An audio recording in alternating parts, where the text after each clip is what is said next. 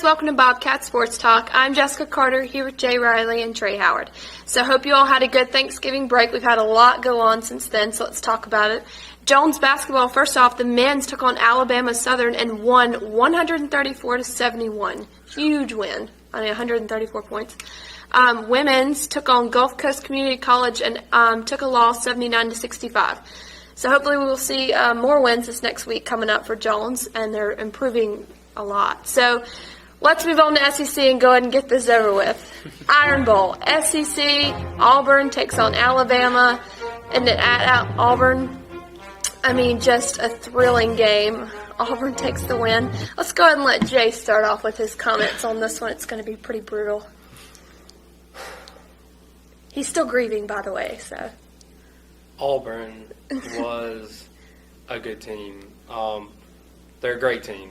They wouldn't have beat Alabama, and they wouldn't have had it any other way. They wouldn't have wanted to go to overtime and beat us in overtime. They wanted to beat us off of something lucky, something just absolutely incredible, something that could be considered the best college play in the college football history to win a game like that against your arch rival. And in a way, it makes me happy because there's so many bandwagon fans that are going to say, okay, Alabama may, they'll be like, oh, Alabama lost, so now I'm going to go jump on Auburn's bandwagon. So it's okay that we lost. There's still an opportunity for Alabama to still rebound and make it in the national championship if a few things happen. It'll have to be like in 2011 when something happened for them to make it there. But I think that it was a wake-up call for Nick Saban. Nick Saban, I've noticed the last few games he's been coaching, he was not as adamant as he usually is. I didn't see the fiery that he, if we're up by 20 points, he's still going to be mad and coaching out on the field. Nick Saban's just kind of, when he hugged A.J. McCarron, I liked that. I was like, yeah, it's great, senior year. But it was like he got soft. I mean, you don't see Nick Saban smile like that, you know what I mean? When he hugged A.J. McCarron, I was like, okay, Nick, I don't want you happy. I want you upset. I want you to focus. I want you to focus. So going for a 57-yard field goal try with a freshman kicker. I don't know if it was the best call. If he would have made it, he would have been the most genius coach ever, but he missed it, and so it lays on Nick's shoulders. But you know what, to me, really lays on Nick's shoulders is the fact that there was nobody that could catch this guy, and he ran 108 yards down the field to win the game with 1 second left on the clock. Alabama didn't play traditional Alabama football either. He looked like Les Miles out there. Nick Saban looked like Les Miles. Let's go for it on 4th and 2. Let's go for it on this. Let's go for this. And I'm like, Nick, I love the fact that you're doing stuff like this, but you still got to revert back to who you are. You got to remember who you are. And you remember every time this year when somebody played Alabama, what did they say? They said, play who you are. Be who you are when you play them. Alabama wasn't playing like Alabama. A.J. McCarron started off rusty. His receivers weren't catching balls when he finally got in sync. And then, he ended the game with, about 277 yards on 17 to 29 passing and 3 touchdowns. Pretty good numbers. But he had started off rusty, and the whole game was just not what I pictured it to be. They went up by a touchdown. A.J. threw a 99-yard pass to, Amari Cooper. Amari Cooper ended up with 178 yards on the day, I want to say, off of just 6 catches.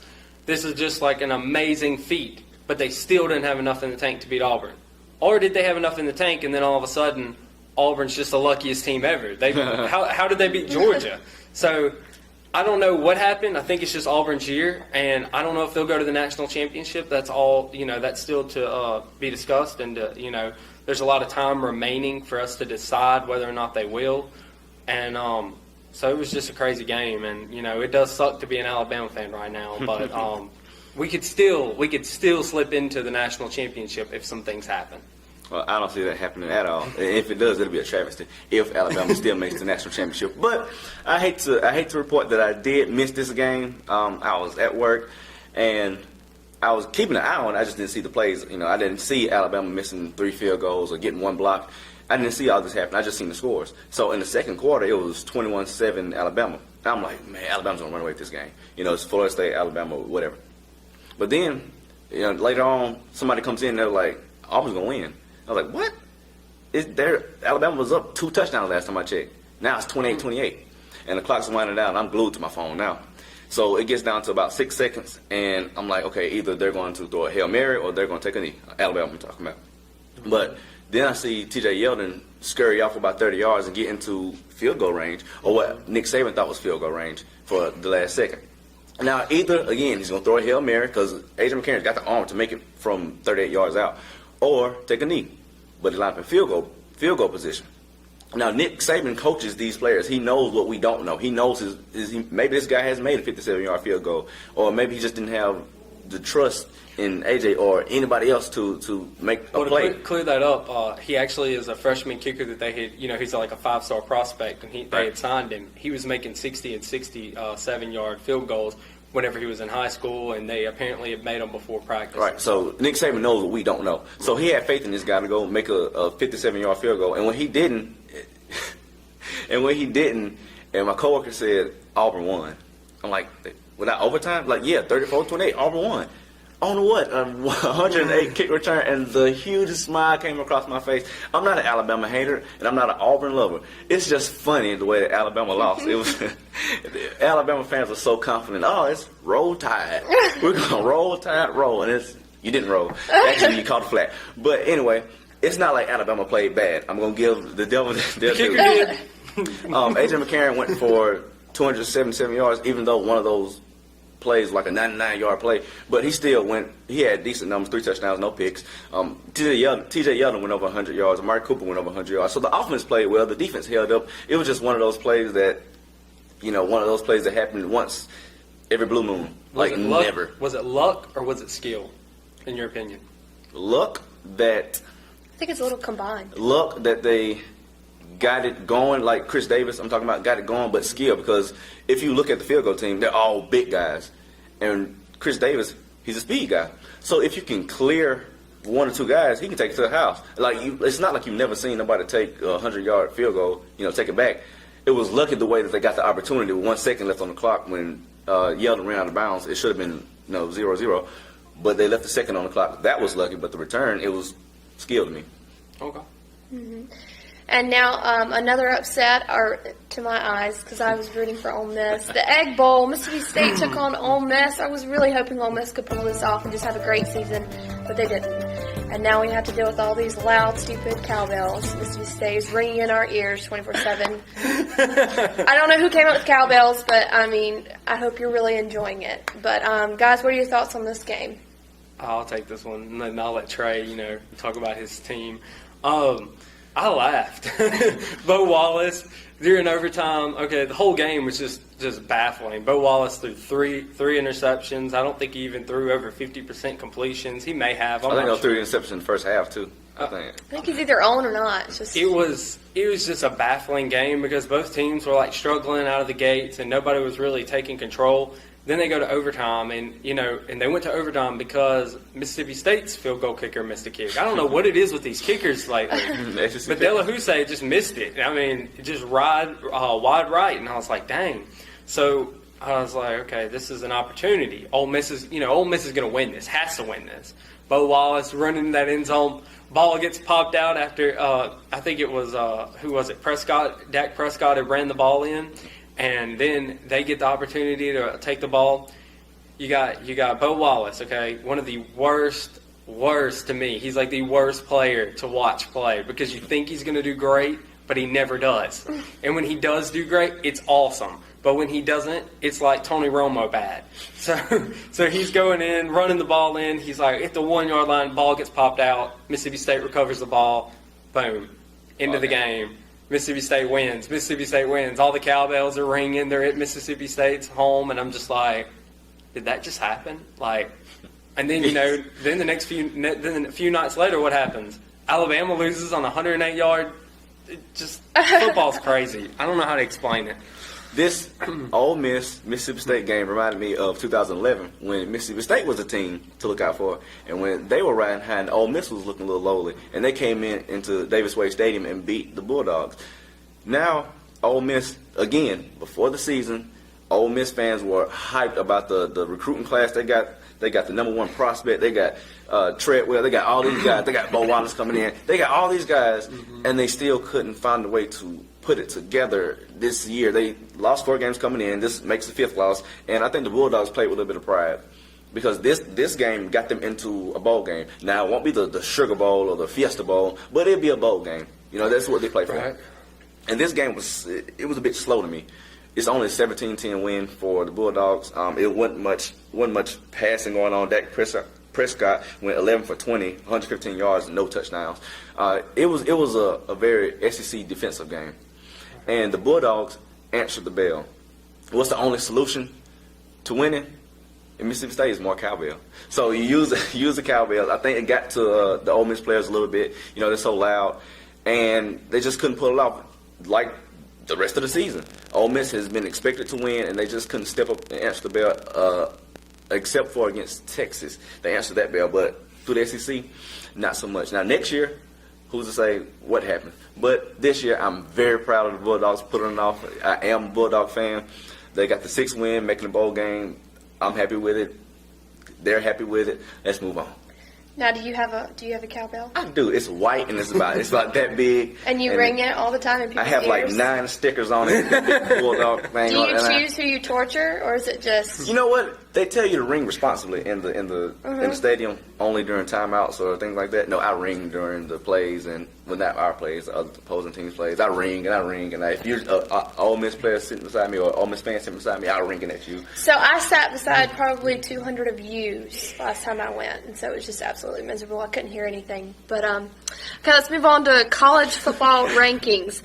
So guys, if you could have your own top 5 and just take out who's there right now and just pretty much have your own top 5, who would that be for you? I think they got it right. They have Florida State at 1, Ohio State at 2, Okay. Auburn at 3, Alabama at 4, Missouri at 5. I think that's pretty much right because it's not like Alabama was blown out. They were number 1, dropped to number 4. About right. Auburn beat Alabama, so they deserve to jump into number 3 spot. Missouri, number 5, they beat Texas A&M. They stay put. Ohio State, undefeated, hadn't lost a game in 2 years. They're number 2. And the best team in the nation right now looks like is Florida State. They keep cruising, and they're number 1. I think it's pretty much right. Okay. Well, I'm going to oppose that in one area. I still got Florida State at number 1. But my number 2 team, I'm going to move Ohio State out. The reason, I don't see their wins being as they barely got by Michigan. If Michigan went for 2, and then they shouldn't have went for 2. Brady Hope made a mistake. If he wouldn't have made that mistake, I think that Michigan could have pulled it out. That we will never know, so it doesn't matter. But I'm going to put Auburn at number 2. I don't know if I want to put Alabama at number 3 because they did just lose, so it's really hard to only let them move down 2 spots. But I think I am because I think SEC competition is a lot harder than what Ohio State plays against. So I got them there. At number 4, I've got Ohio State. Or actually, at number 4, I'll have to put Ohio State because they're undefeated. So, I'll put Missouri at number 5, and I'll leave it like that. Not Missouri. Ohio State, everybody says this. They're playing in the Big Ten. They're not playing anybody. Nobody's right. What do you want them to do? What do you want them to do? I want them to come play some SEC competition. The only thing they can do is win, and they're tailoring their schedule to win. Who do Alabama play out of conference? They play teams like Chattanooga. And teams like that, why do they play them? So they can get guaranteed wins. Why Ohio State can do the same thing? They're playing their conference games, and they have their out-of-conference games. Do you want them to schedule Alabama, Florida State, those teams? Why would you do that? I understand where you're coming from, but I wish that they had some steeper competition. See, I don't know. There's nothing I don't know if Florida State even deserves the number 1 spot based on the quality of their wins compared to the SEC. Now, granted, the SEC has moved down a little bit compared to how steep the competition is in the SEC most years. But I still look at Florida State, and what do they have? One really good notable win against Clemson. And where's Clemson right now? Is Clemson that notable because they just lost to South Carolina? Exactly. They beat Miami. Miami was on a roll. Right. But they're undefeated. Yeah. They're beating their competition handily. I'm talking about Florida State, and I know they deserve to be number 1. If they get past Duke, I'll agree. Duke. If they get past Duke, they have to play Duke for the ACC championship. You think that's really a stumbling block for? I don't know, dude. I mean, you never know. I've got it as a possible upset game. Not at all. I think You think Florida Florida State's just State going to run away. cruise? I think You Florida State they're runs just away. gonna That's what they've been cruise? doing. They have. Yeah, but they have Alabama's this been cruising most of the year too. But Alabama just played a number 4 team in Auburn. Duke's not. I'm not gonna say But they're not Duke's only good, lost but two games all season. I think Florida State cruises. Okay, all right. So moving on, last but not least, the NFL predictions: Saints versus Seahawks. What you got for that? All right, I made a bold prediction. Seahawks are coming down here to New Orleans to play the Saints. Drew Brees is going to be on fire. He's in his dome. Jimmy Graham's going to be on fire. We're going to see Marquise Colston catch a few passes. I think that it's going to be a good, solid performance from New Orleans offense. But I got the Seahawks defense holding them to 24 points, and I've got Russell Wilson putting up some big numbers and scoring 28 points. I've got the Seahawks winning 28-24. Close game. It's not going to be won by more than a touchdown. He's going to be won by barely a little bit over a field goal. But that's just my prediction because I think the Seahawks defense, I've watched a few of their games, they've been pretty impressive this season. That's fair. The Seahawks are a dominant team, offensively and defense, especially on defense. Mm-hmm. Their secondary, what does New Orleans like to do? Throw the ball. What can stop them? Richard Sherman. And that defensive secondary. And the front seven is not bad either. Mm-hmm. I mean, you have all the ingredients for a loss in New Orleans, except it's in New Orleans. And New Orleans doesn't lose in New Orleans. It's not like we're talking about a bad Saints team here. We got Drew Brees. He's got his weapons in Jimmy Graham. He's got all that stellar receiver. He's got Darren Sproles. That defense, Rob Ryan has that defense playing at a high level. I'm not saying that the Saints are going to run away with this game, but I expect them to put up close to 30. I'm going to say 30. I'm not saying the Seahawks are going to put up any points. 24, 21, maybe. I'm giving the Saints a touchdown win. Okay. Maybe I call it 30-21 because I don't think the Seahawks are going to be able to score like the Saints are going to score in the Dome. Now, had this game been in Seattle, it would have been a different outcome because, the Saints don't travel well. You don't think Marshawn Lynch and, Yeah, of course. But I think the Saints just outplay. I don't know what it is in the Dome. They just play better. And we all say defense travels in the NFL, and that defense in Seattle does travel. But I think Monday night, it is a primetime game. The Saints show up and beat the Seahawks 30-21. That's what I'm going to say, 30-21. Okay. That's not a bad prediction. Yeah, so moving on to final words. My final word is Jones basketball, women and men's, are taking on Oklahoma tonight at 6 and 8 o'clock, so don't miss them. And guys, what are your final words for this week and last week? Well, I guess last week I'd be Nick Foles. Nick Foles has been phenomenal. Really didn't think he would be the solution to the Eagles' problem. But he's been phenomenal. He's got some amazing efficiency numbers, and he's just been the efficient quarterback that the Eagles were looking for.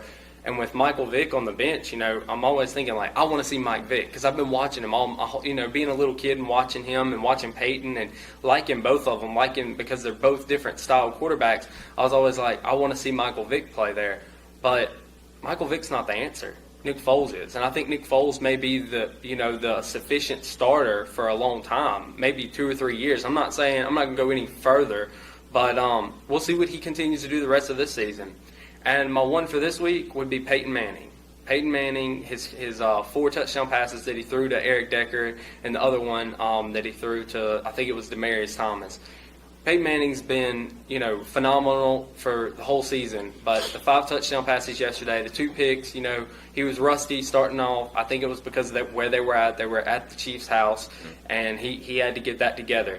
But I feel like Peyton Manning's still the pure MVP candidate. He's on his way, and I think that he was just pretty phenomenal, and he had the opportunity to lead the team, And I think he's the reason that they won ultimately, along with Eric Decker catching all those passes.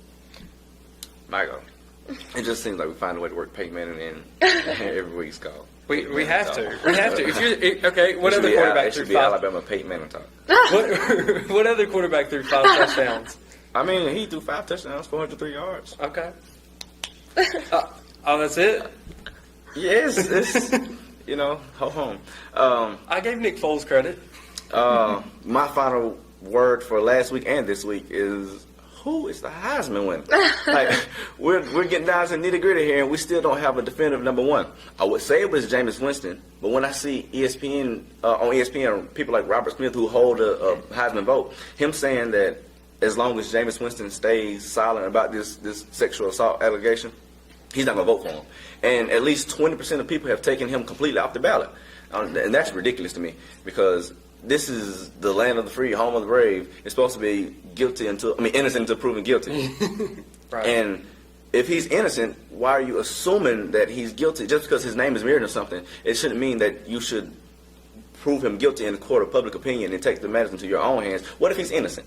What if he didn't? What if this is just something that we think some girl said a year ago because she didn't want to come out and say, because the police told her not to say it, and he's a football player? I mean, that's just too much. They do have DNA evidence, though, that it is his. They do have his DNA. Evidence. That's my only argument for that. And he shouldn't win the Heisman for that. Like that is what does it have to do with the price of tea in China? That has nothing to do with the Heisman. That is his personal life. But anyway, I would say it's Jameis Winston, but I don't think it's going to be. I had Johnny Manziel all year, but his last two games against LSU and Missouri, they weren't horrible, but they were subpar Heisman games. They weren't Johnny. So I'm taking him out. AJ McCarron, I never had him, and he still should be allergic. If anyone even says Heisman around AJ McCarron, he should sneeze 3 times and have a bad case of the mumps break out, because that's how far he should be away from the Heisman. Do you have a tattoo of AJ McCarron? No, listen. This is how I prove my point. How many interceptions did Johnny Manziel throw against Mississippi State? He threw 3. How many points did Mississippi State put up on Texas A&M? 41. How many interceptions did A.J. McCarron throw against this same Mississippi State team? 2. How many total points did Mississippi State put up on Alabama? 7. So you mean tell me A.J. McCarron can go throw 2 picks, go 3 and out, not score, and then only have to put up a touchdown in the field goal? When Johnny Manziel has to go out there and score and score and score and score again, he has to play pinball with the opposite team. And A.J. McCarron can just ho-hum, maybe I'll get it this time. If I don't, defense will hold. Okay, what about this Jordan Lynch guy? That's what I was getting to. Okay. Jordan Lynch out of Northern Illinois. He's not throwing the ball, but he ran for 300 yards. What? 321 yards? He's showing up. And my back, Andre Williams from Boston College, going over 2,000 yards. There's new guys coming up every day, and it's just crazy. I don't know who's going to win. I still put my money on Winston, but I just don't know. This is the way to end the BCS era. Well, that wraps up this week on Bobcat Sports Talk. Good luck to all you students taking finals. We all know how hectic that is, and we're sending prayers out to you. Hang in there. It's only 2 more weeks until Christmas break. And happy holidays. We're finally here, and we're enjoying family and holidays, so be thankful. And thank you for joining us. We wrapped up everything. I'm Jessica Carter. This is Jay Riley and Trey Howard.